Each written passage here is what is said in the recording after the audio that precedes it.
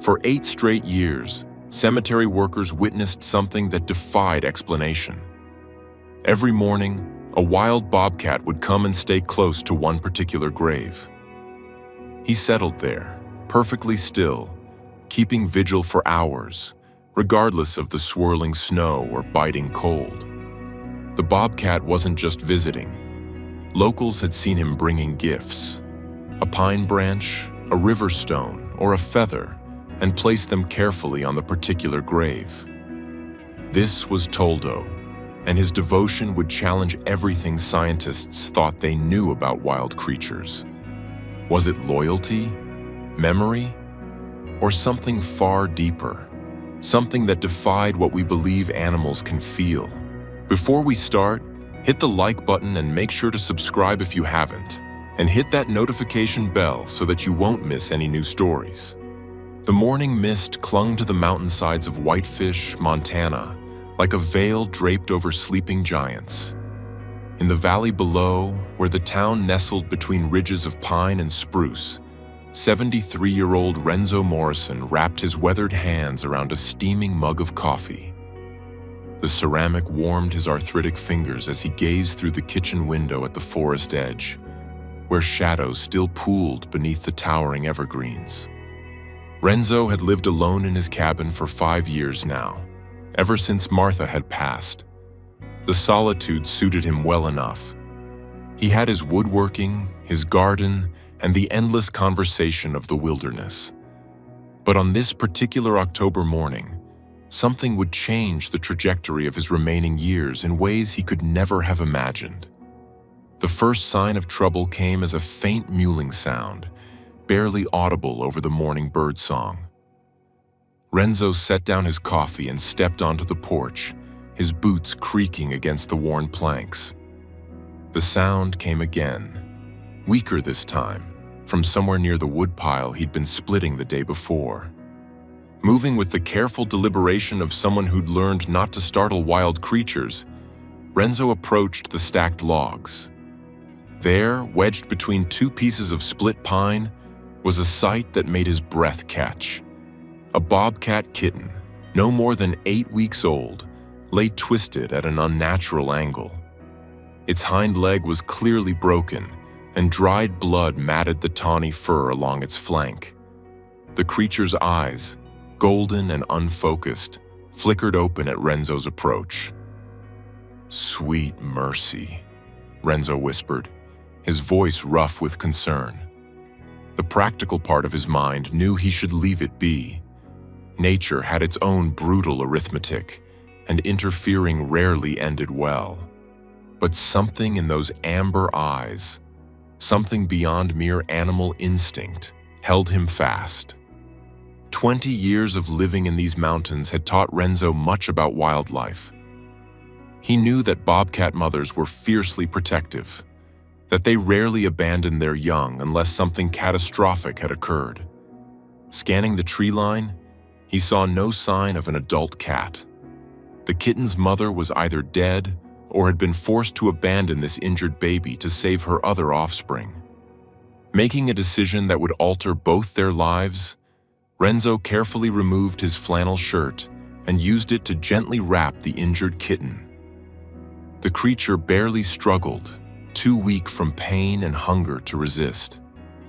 Inside the cabin, Renzo cleared his kitchen table and laid the bundled kitten down with infinite care. The next hours blurred together in a haze of activity. Renzo called Dr. Sarah Whitfield, the veterinarian who serviced the mountain communities. While waiting for her arrival, he offered the kitten water from a shallow dish, supporting its head as it lapped weakly at the liquid. The trust in those golden eyes was absolute, as if the wild creature somehow understood that this human meant salvation, not harm. Dr. Whitfield arrived in her mud-splattered pickup just after noon. A woman in her 40s with graying hair pulled back in a practical ponytail. She'd seen enough of mountain life to know that the boundaries between wild and domestic often blurred in these remote places. "Renzo Morrison, what have you gotten yourself into now?" she asked, though her tone was gentle as she examined the kitten. "Couldn't leave him to die, Sarah. Just couldn't." She worked with practiced efficiency, setting the broken leg, cleaning and stitching the wounds, administering antibiotics. "He's lucky you found him when you did.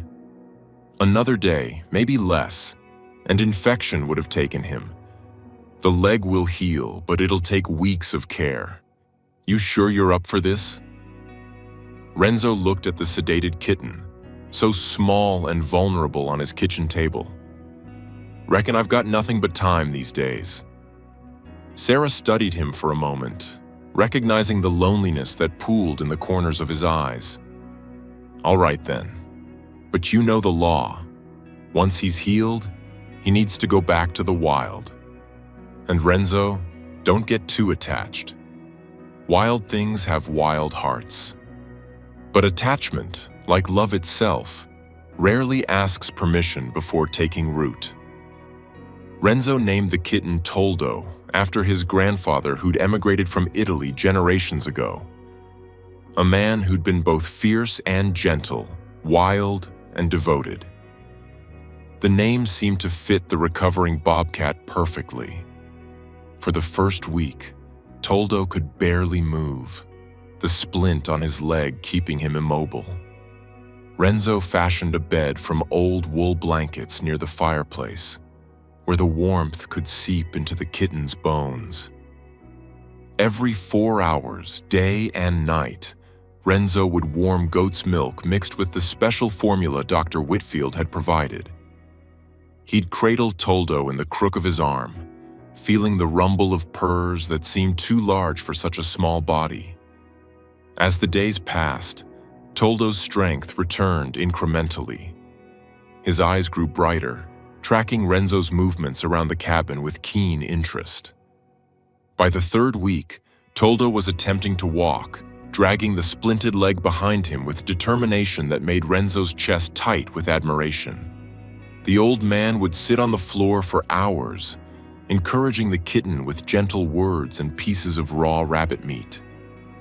Their bond deepened with each passing day, built on a foundation of trust and mutual need that transcended the typical boundaries between human and wild animal. The mountain community soon heard about Renzo's unusual house guest. Neighbors would stop by with offerings, fresh-caught fish, rabbit, even deer meat from successful hunts. They'd sit on Renzo's porch, watching through the window as Toldo practiced walking, his gait growing steadier each day. "Never seen anything like it," muttered Tom Bradley, who ran the general store in town. "That cat looks at you like he understands every word you're saying." And perhaps he did. As winter descended on the mountains, blanketing everything in pristine white, Toldo had grown from a helpless kitten into a young bobcat of impressive size. The splint had long since been removed, and though he walked with a barely perceptible limp, he was otherwise fully recovered. Dr. Whitfield had visited several times, each time suggesting that Toldo should be released back into the wild. But something unexpected had occurred.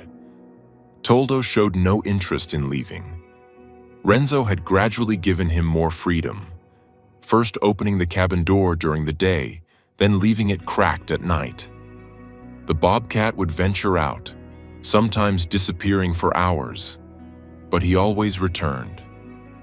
He'd slip back through the door with the silent grace of his species, often carrying a gift, a mouse, a bird, once even a small rabbit, which he'd lay at Renzo's feet with what could only be described as pride. The first time Toldo accompanied Renzo on his morning walk, the old man had been splitting kindling when he sensed a presence. Turning, he found the bobcat sitting on a nearby stump, watching intently. When Renzo gathered the split wood and headed toward the cabin, Toldo fell into step beside him, maintaining a respectful distance but clearly choosing companionship. This became their routine. Mornings meant coffee for Renzo and fresh meat for Toldo, followed by walks through the snow-laden forest. The bobcat would range ahead and to the sides, investigating scents and sounds, but always circling back to check on his human companion. In the evenings, they'd sit by the fire, Renzo in his worn leather chair with a book, Toldo stretched out on the warm stones of the hearth. The villagers grew accustomed to the sight of the unlikely pair. Children would press their faces against the general store window when Renzo came to town, Toldo waiting patiently outside like a well-trained dog. Photographers from wildlife magazines made the journey up the mountain, hoping to capture images of the famous tame bobcat, though Toldo would vanish into the forest whenever strangers appeared, only returning when they'd gone. Seasons turned like pages in a well-loved book. Spring brought wildflowers and Toldo's first real hunting successes. Summer saw long days in the garden, where Toldo would lounge in the shade while Renzo tended his vegetables. Fall painted the mountains in gold and crimson, and Toldo's coat grew thick in preparation for winter. Sometimes, especially during mating season, Toldo would disappear for days at a time. Renzo would worry, pacing the cabin and scanning the tree line, but he understood. Wild hearts needed wild spaces, and he never tried to cage or contain his friend. The bobcat always returned, often bearing the scars of fights with other males, which Renzo would carefully clean while Toldo submitted to the ministrations with patient dignity. 3 years passed this way, each day a gift neither had expected. Renzo's health, always robust despite his age, began to show signs of decline. His steps grew slower, his breath shorter on their mountain walks. Toldo seemed to sense the change, staying closer during their rambles, no longer ranging as far ahead. The winter of Renzo's 76th year arrived with unusual ferocity. Blizzards swept down from Canada, burying the mountain communities under feet of snow. Renzo's arthritis flared, making even simple tasks painful. But every morning he'd still brew his coffee, and Toldo would still appear for breakfast, their routine unbroken by age or weather. On a particularly bitter January night, Renzo felt a strange heaviness in his chest. He'd been feeling poorly for days, but had attributed it to the cold. As he settled into bed, Toldo did something unusual. Instead of taking his customary place by the dying fire, the bobcat leaped onto the bed, something he'd never done before, and curled against Renzo's side. "Getting soft in your old age too, eh, boy?" Renzo murmured, his hand finding the thick fur behind Toldo's ears. The bobcat's purr rumbled through the darkness, a sound like distant thunder, comforting and eternal. Renzo Morrison passed away that night, his hand still resting on Toldo's head, a peaceful expression on his weathered face. It was Toldo's behavior the next morning that alerted the neighbors. The bobcat's yowling, a sound of pure distress, echoed across the valley. Tom Bradley, coming to check on Renzo after the storm, found the old man in his bed with Toldo standing guard, refusing to let anyone approach until Dr. Whitfield arrived and spoke to him in the gentle tones he remembered. The funeral was held 3 days later. The small cemetery on the hillside overlooking the valley Renzo had loved so deeply. The entire community attended, their breath forming clouds in the frigid air as Pastor Williams spoke about the grace found in unexpected friendships and the bridges that could be built between the human and natural worlds. As the pallbearers carried the simple pine casket to the grave, a movement at the forest edge caught everyone's attention. Toldo emerged from the trees, his golden eyes fixed on the procession. Without hesitation, he fell into step behind the casket, his head low, his gait measured and solemn.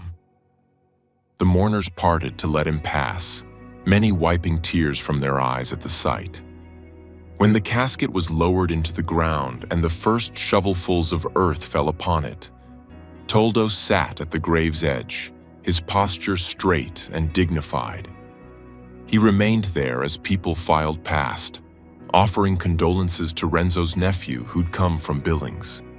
He stayed as the cemetery emptied and snow began to fall, covering the fresh earth like a blanket.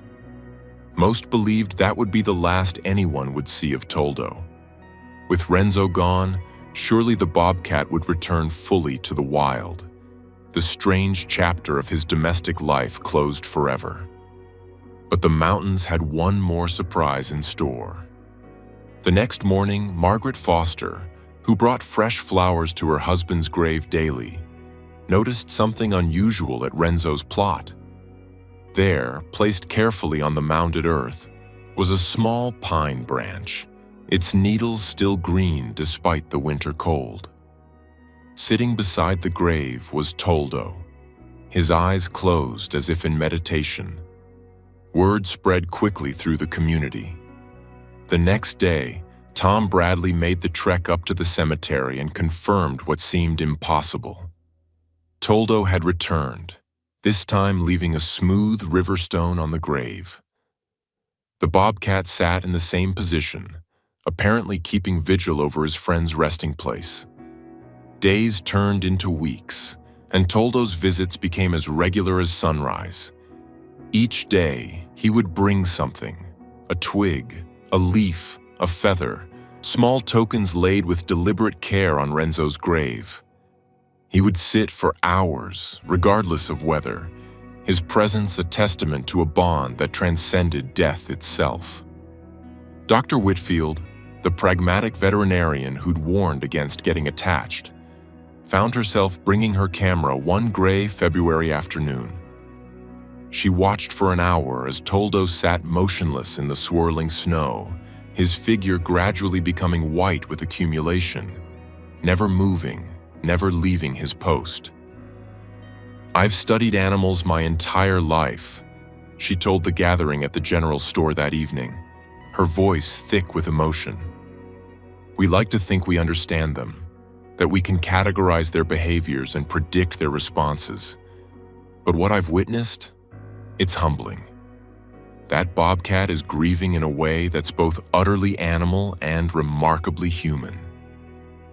Spring arrived late that year, but when it did, it brought an unexpected development. A young woman named Rebecca Turner had moved to Whitefish to escape the chaos of city life. An artist and wildlife photographer, she'd heard the story of Toldo and made daily trips to the cemetery, maintaining a respectful distance while documenting the Bobcat's vigil.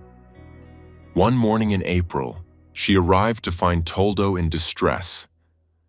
The Bobcat was limping badly, his old injury apparently aggravated, and a fresh gash ran along his shoulder, evidence of a territorial dispute with another male.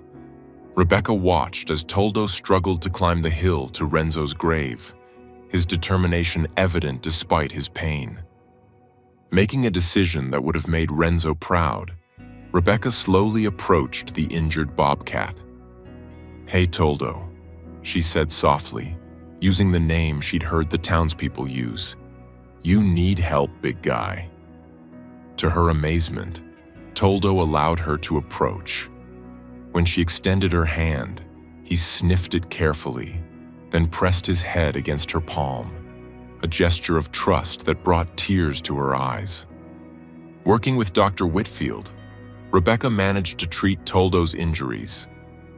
She set up a small shelter near the cemetery where she could leave food during his recovery. But something remarkable happened during those weeks of care. Toldo began to split his time between Renzo's grave and Rebecca's small cabin at the edge of town. He never became her pet. Rebecca was too wise and respectful for that. But he became her companion, much as he'd been Renzo's.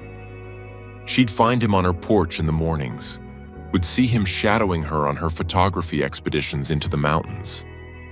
In the evenings, he might appear at her window, checking on her before disappearing into the darkness. Yet every single day, without fail, Toldo would make his pilgrimage to Renzo's grave. The offerings continued, sometimes traditional tokens from the forest, but occasionally something that made the townspeople gasp in wonder. Once, he brought one of Renzo's old work gloves, which he must have retrieved from somewhere in the forest where it had been lost. Another time, it was a carved wooden bear that Renzo had made, which Toldo had apparently hidden and preserved. The story of Toldo spread beyond Whitefish, carried by visitors and shared in wildlife journals. Scientists came to study him, theorizing about animal cognition and emotional capacity. But for the people of the mountain community, Toldo was simply a friend honoring a friend, love maintaining its watch despite the veil of death. Years passed. Rebecca documented Toldo's life, creating a book of photographs and stories that would eventually fund a wildlife rehabilitation center in Renzo and Toldo's honor. The bobcat aged gracefully, his muzzle growing white, his movements slower but still dignified. He taught the community profound lessons about connection, loyalty, and the mysterious bonds that can form between species. Even as Toldo grew elderly, his vigil never ceased. Younger bobcats appeared in the forests around Whitefish, some likely his offspring, but none displayed the remarkable behavior that had made Toldo legendary. It was as if his connection to Renzo was singular, unrepeatable, a once-in-a-lifetime convergence of two souls who had recognized something kindred in each other. On a quiet September morning, 8 years after Renzo's passing, Rebecca found Toldo at the grave for the last time. The great bobcat had curled up on the grass that covered his friend's resting place, his body positioned as if he were simply sleeping. He had passed peacefully in the night, his final gift, himself, laid upon the grave of the man who had saved him, loved him, and shown him that the divide between wild and domestic, animal and human, was far narrower than anyone imagined. The town buried Toldo beside Renzo, the only bobcat to receive such an honor in the cemetery's history. Pastor Williams spoke at the small ceremony, noting that some might find it strange to formally bury a wild animal. But as he looked at the gathering of townspeople, many openly weeping, he said, "Love recognizes no boundaries, not of species, not of death, not of time. What we honor today is not just an animal, but a testament to the profound connections possible in this world when we open our hearts to the unexpected." A granite marker was placed between the two graves, inscribed with simple words, "Renzo Morrison and Toldo, friends beyond words, loyal beyond death." Today, visitors to Whitefish often make the trek up to the hillside cemetery. They come seeking the graves of the man and the bobcat whose story reminds us that love takes many forms, that loyalty transcends species, and that sometimes the wildest hearts are capable of the deepest devotion. They find often small tokens left by locals and visitors alike, a tradition begun by a bobcat and continued by humans touched by the tale. Rebecca Turner, now in her 50s, still maintains the Wildlife Rehabilitation Center. A large photograph hangs in the main hall. Renzo and Toldo walking together through a snow-covered forest, the old man's hand resting gently on the bobcat's head, both looking toward something beyond the frame, perhaps toward the future they would share, the love they would inspire, and the legacy they would leave in a small Montana town where the boundary between wild and tame became beautifully, eternally blurred. The story of Toldo and Renzo became more than local legend. It became a reminder that in a world often divided by difference, the most profound connections can arise from the most unlikely meetings. It proved that grief and love are not solely human experiences, that the wild world around us pulses with emotions we're only beginning to understand. And in Whitefish, Montana, when the mist clings to the mountainsides and the morning light breaks through the pines, some say you can still see them, an old man and a bobcat, walking together through the forest, bound by something stronger than death, wilder than nature, and more enduring than time itself.